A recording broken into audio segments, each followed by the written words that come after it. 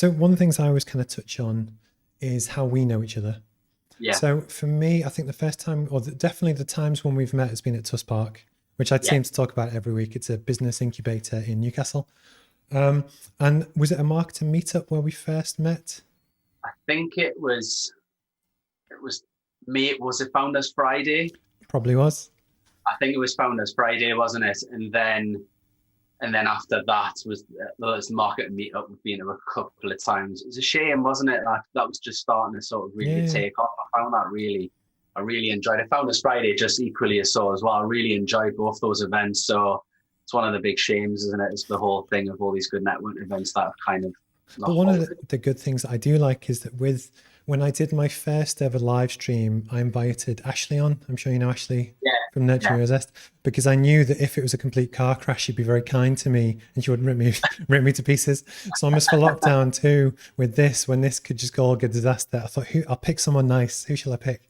But I guess what it does kind of prove though is that it's the whole point of networking moves beyond events. I guess if there's Yeah. certain people that you kind of resonate with and you kind of get on with, but anyway, but that's how we met. And I guess part of that, like relating this back to people that are setting up on their own, it does prove the value to actually physically get yourself out there, go and shake some Oh, hands, say hello to people. And yeah, actually, that's massively kind of valuable.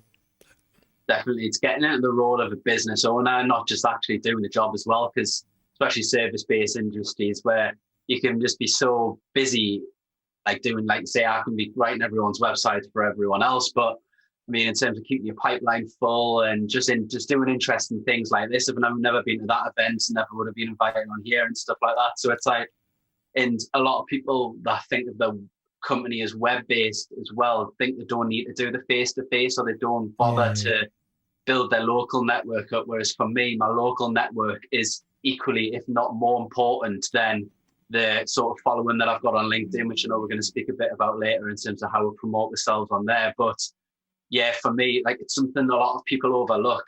I honestly can't think, other than Ashley, of another copywriter who I've met at a face-to-face networking event, even at the Okay. marketing meetup. I've never met another copywriter.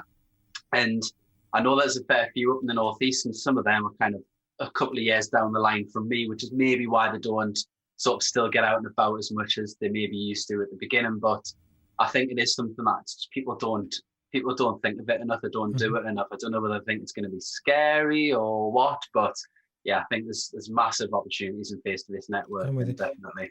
If it helps, I know another one. So Danica, if you're watching, there's a lovely lady called Danica who sent me a message. She's also a copywriter who said she Yeah, was fascinated to kind of talk this through. So almost, but this is the beauty of it because I like talking to real people and the stuff that we discuss is different to what a multi-million pound business would, how you would tackle it and stuff. So it's yeah, almost in a podcast and live stream YouTube type form, talking to people that you can actually relate to yeah, as opposed to definitely. the guy that runs Google, where it's nice to hear, but it's not quite the same. Anyway,